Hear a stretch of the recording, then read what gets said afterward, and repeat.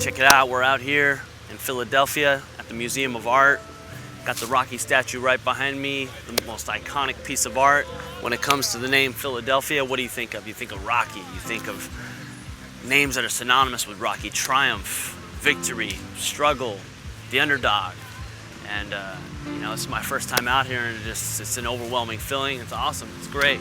It's something I've always kind of dreamed of, being out here and just being a part of this. So I already know countless B-boys have already visited out here and checked out the spot, and it's just awesome to see everybody kind of taking their time to visit.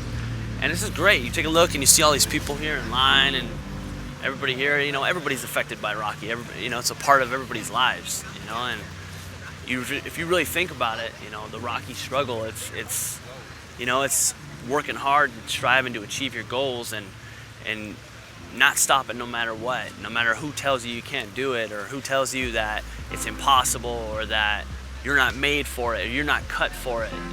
You know, I think that's really important with our B-boy culture, is that all these B-boys in this vast community are all trying to be the best, and everybody's trying to make it to the top, and they have all these people here telling them, well, you can't do this, or your style doesn't fit the criteria of what we're going for, or anything of that nature. And it's like, you have to be the one who says, nah, you're wrong. You got to be the one who actually surpasses all of the naysayers, the people who say you can't. You got to be the guy. You got to be Rocky in a sense, and you really got to just break through all of the stereotypes, and break through all of the criteria and the categorizing and all that stuff like that. And you just got to really show people. That's all it is. It's just a show of what you got. You know, a lot of people say, oh, I want to do this and I want to do that, but at the end of the day, it's all about what you're doing and not what you're saying.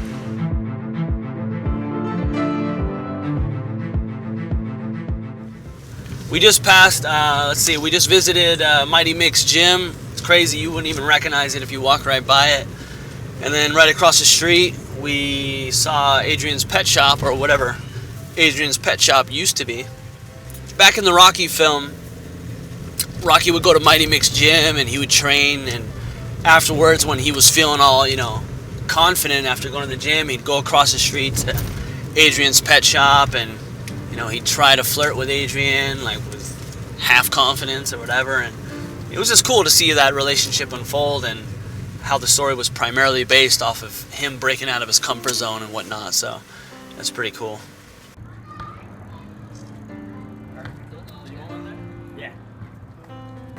Just think how aged it is. Lots of history behind here, right here, in this spot. And the people are nice too. That's unusual. It's Rocky's apartment. This is where everything changed for him, and the whole thing went 360 and turned his life into a better direction. Rocky.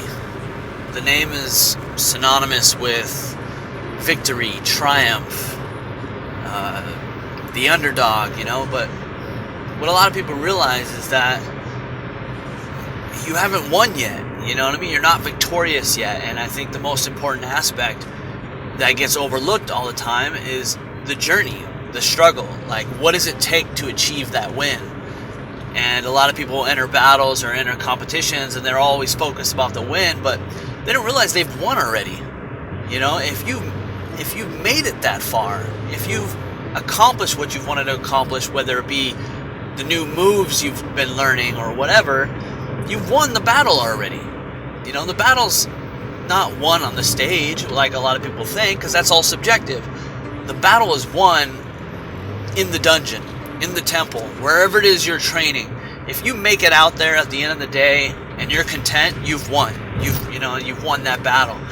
And I think one of the most important things about Rocky is you don't see the main fight until the very end. So you're subjected to the journey, him going the distance. And that's what makes Rocky important, and that's why you're rooting for him, because you're going through that whole process with him. You're seeing his struggle. You're seeing everybody say, you can't do it, or you don't have it in you, or you're not capable. How many of us are told that on a daily basis? Whether it be by the people who are watching us, posting comments on YouTube, or to the judges who may not vote for us, or whatever it is for that matter. Every day we're told we can't win, you know, and it's us looking at ourselves in the mirror saying, I can do this. I believe in myself. You stop being you. You let people stick a finger in your face and tell you you're no good. And when things got hard, you started looking for something to blame, like a big shadow. Now, if you know what you're worth, now go out and get what you're worth. But you gotta be willing to take the hits and not pointing fingers saying you ain't where you want to be because of him or her or anybody. Cowards do that, and that ain't you. You're better than that. You know, I think given the longevity of the Rocky films, a lot of people nowadays, they primarily focus on that masterful quote from Rocky Balboa at Rocky 6, from the talk that Rocky has with his son Robert outside of Adrian's restaurant. And Robert's really resentful towards Rocky because he's kind of living in his shadow, and he can't separate himself. He can't be his own man. And, you know, he blames Rocky for that, you know, out of his resentment. And I think a lot of us as dancers or human beings in general, we're always pointing the finger at somebody else for our faults.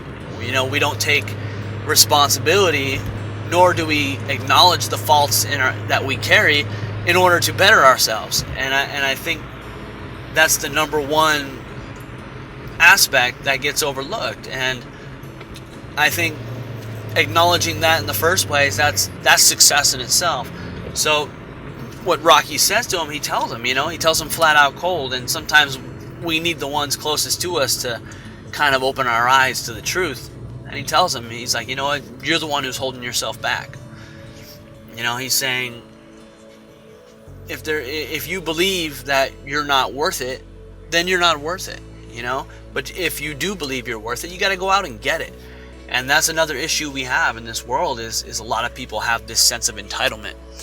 And this sense of entitlement tells them that I was successful once, so I need to always be successful, you know. And to quote Denzel Washington, you know, one of my favorite actors, he says one of the two most important things in life to any sort of achievement are consistency and discipline. If you are disciplined enough, you are going to be as consistent as you want to be. And those two things in life are essential to being repeatedly successful. And that's where entitlement just gets thrown out of the door, because you're constantly earning it. You win one jam, that doesn't make you the best b-boy. It makes you the best b-boy of that night for a judged event. But if you are continually progressing and continually winning events, B-Boy rocks, right? You know, he's won so many events, and he's been around for so long, you know, and he's one of the most humble guys you'll ever meet, but he's revered as one of the best in our generation. Why? Because he's a disciplined B-Boy and he's consistent. And he doesn't need to showboat with any kind of sense of entitlement. He's given that respect because of those two aspects that he invests in so much. And I think that's what a lot of b-boys need to kind of step outside of themselves and look at what they're doing, you know, and if they feel like they're worth it, then they need to maintain that sense of discipline and maintain that sense of consistency, and there's no need to feel that sense of entitlement. So, I mean, that's just my 2 cents on that, and ultimately I think that's what Rocky is telling his son, is that you need to go out there and be your own man and stop worrying about what this person or that person is telling you you can't do.